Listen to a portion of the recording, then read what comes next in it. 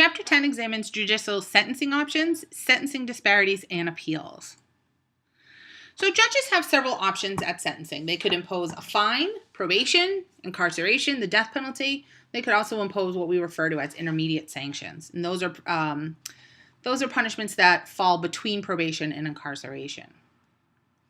So one of the most common punishments we see in the criminal justice system is fines, and they're primarily used in cases involving minor offenses. They're usually defined by the law. They don't have anything to do with the offender's financial position. Some places do use what's called a day fine, and this does take into account an offender's income along with the seriousness of the offense. Probation is our next most common punishment, and it's the primary alternative to incarceration. Straight probation sentence does not involve any confinement. In 2009, the BJS reports there were nearly 4.3 million people on probation in the U.S. About 17% of probationers were incarcerated at some point due to revocation of probation. So that means that they failed to follow the conditions of their probation. Probation is a conditional release, means that you've been released from having to serve time based on certain conditions that you must follow. That could be anything from having a job, drug testing, and it also includes then whether or not you would commit a new offense. So if you violate your probation, you would be surrendered to court for a revocation hearing. There's some general conditions that are applied to people who are on probation. One is reform conditions, and these are things designed to facilitate your rehabilitation. And then there are control conditions, and the purpose of these is to ensure adequate monitoring and supervision of the offender. Usually you have to meet regularly with your PO, obey all laws. You usually have to submit to some drug testing. This could also include having to attend some specific substance abuse treatment, or it could include having to attend AA meetings. You might be required, and this is especially true of juveniles, to attend school or enroll in some type of educational program. So that could also include things like anger management. One thing that sometimes happens is a sentence that's called split sentencing or shock probation. And the idea here is to scare someone who has never served any time in prison or jail. So usually what happens is a person is incarcerated for 30, 60, 90, or 120 days. Then they're taken out of jail or prison and resentenced to probation. The idea being to just sort of shock them into seeing what prison is like for a small period of time, and that hopefully that would deter them from wanting to continue to offend. Incarceration is an option in most criminal cases. And the U.S. has one of the highest, actually I think the U.S. now has the highest incarceration rate in the world. So we have 5% of the world population and 25% of the world's prison population.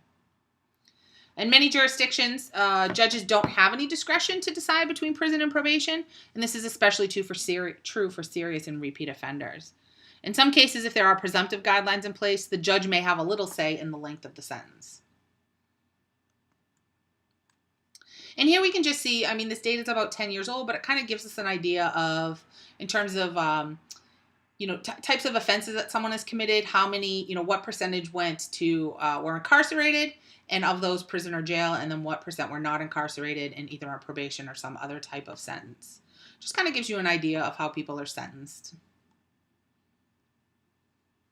The death penalty is reserved only for what we refer to as capital offenses, and basically a capital offense is something that makes you eligible for the death penalty. Generally, this is first-degree murder. You cannot be sentenced to death for crimes that do not involve the killing of another human being. There is support in the U.S. for this punishment, even though most of the developed world has gotten rid of the death penalty. But what matters here is how we poll people and ask them this question. So when we give people the option of life without parole, we definitely see weaker support here, and support drops below 50%. The death penalty is used in about 2/3 of all states and at the federal government. There's several landmark cases here. Beginning in 1972 in Furman v. Georgia, at this point, the Supreme Court ruled that the way the death penalty was being administered was considered cruel and unusual. It wasn't that the death penalty itself was cruel and unusual, it's that it was done in an arbitrary and capricious fashion. States took several attempts at, so then there's a 4-year moratorium on the death penalty, and it takes until 1976 before Georgia is the state that develops a death penalty statute that's considered constitutional. And so today what happens is we have a bifurcated trial. So first you have a trial that determines your guilt or innocence, and then there's a trial that determines whether or not you'll get the death penalty. We've also had some landmark decisions regarding the age at which someone can be executed. So for a while, you had to be at least 16 when you committed a crime in order to be eligible for the death penalty. And in 2005, that changed to 18. So what death penalty statutes tend to look at in this bifurcated trial is that what we're looking for here are aggravating circumstances. And the presence of aggravating circumstances that have been proven beyond a reasonable doubt would allow someone to be eligible for the death penalty. So this could be murder for hire, murder of a police officer, murder that involves torture, murder during the commission of another crime. And all death penalty sentences get an automatic appellate review. This is one of the reasons that it takes so long to actually carry out a death sentence, is because of the appellate process. So what happens in determining a sentence is someone will have a sentencing hearing. And this is a proceeding where there's evidence and testimony are presented that are both aggravating and mitigating circumstances. So aggravating circumstances make your crime more heinous. Mitigating circumstances somehow lessen your blameworthiness. The hearing gives the sentencing judge with additional information about the offender, the crime, and the victims.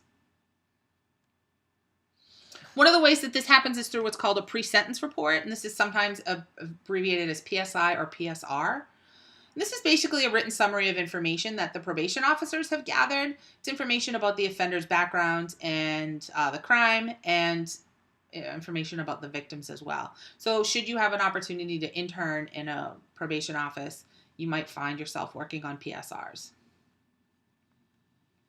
The purpose of this is to provide information for the offender's sentencing.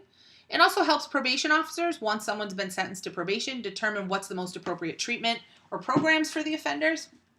It also helps prisons and jails when they receive offenders through the classification process to determine where they belong in the facility.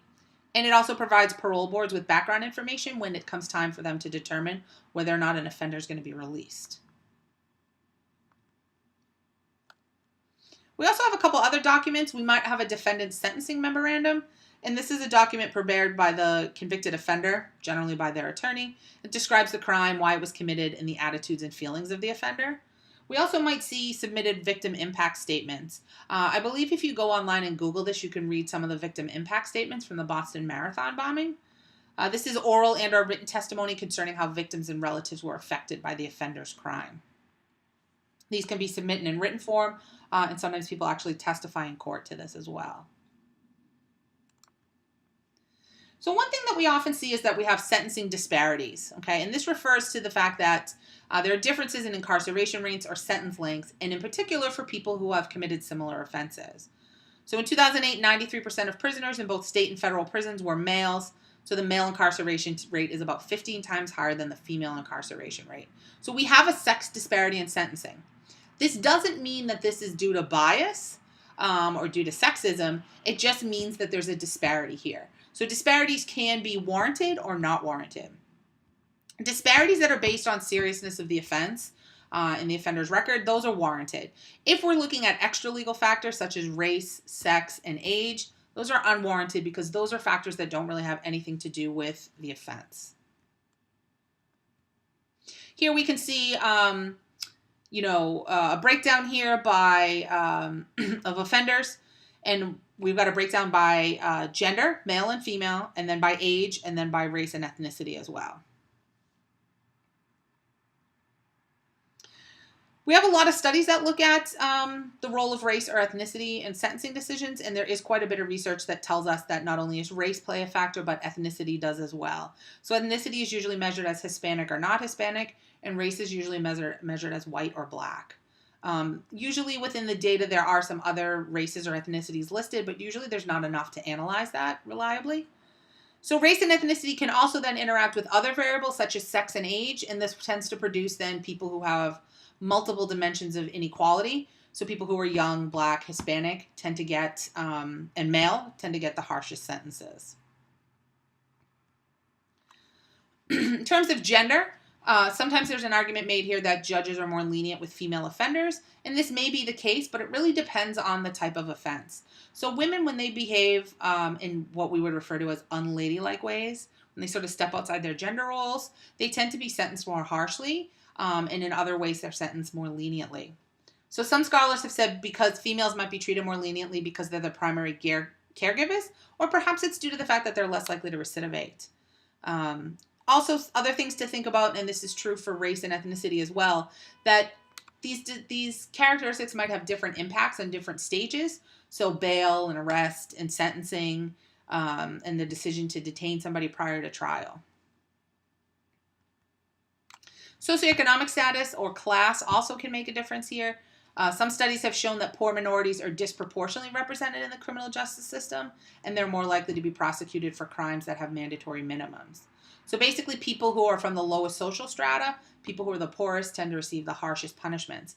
And also, if we think back to the chapter on bail, you might recall that I told you that bail, if someone is not bailed out, if they're detained prior to trial, they're much more likely to be convicted and much more likely to be incarcerated. So if you can't afford bail, that actually puts you at a distinct disadvantage as well.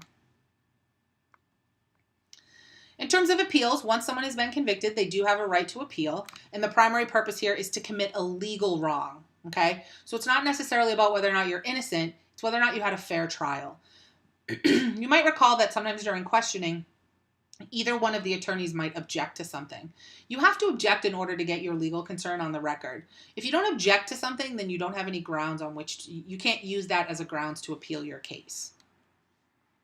A second sort of purpose of appeals here is that it allows the courts to make decisions for future cases that might be similar. As I mentioned already, all death sentences are automatically appealed.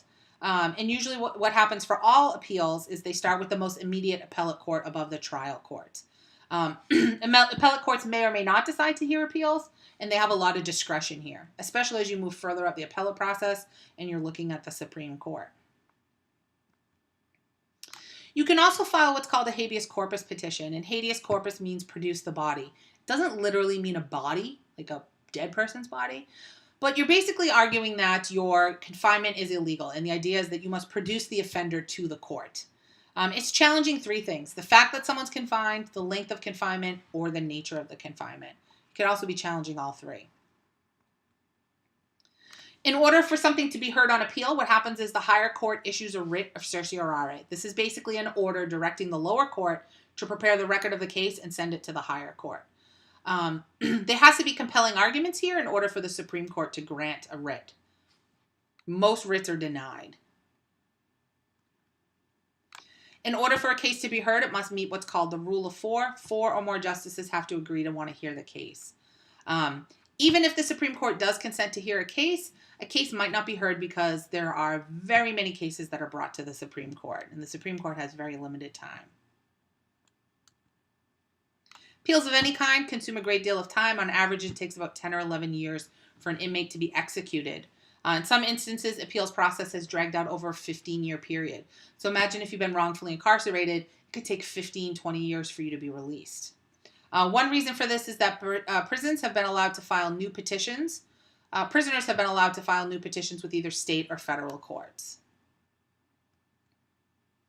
We've seen a lot of attention recently about wrongful convictions and pardons as well, but mostly on wrongful convictions. So one of the things we do is we preserve evidence, and some states have a law that says you must preserve evidence until the offender's sentence has been completely served. And we do this because what if we need to go back and re-examine that evidence in light of an appeal? Also, sometimes things that happen are, they're looking at cases today that maybe were wrongful convictions from 10, 15, 20 years ago, and technology and science has advanced, and it allows us to examine the evidence in a different way. And that wraps up Chapter 10.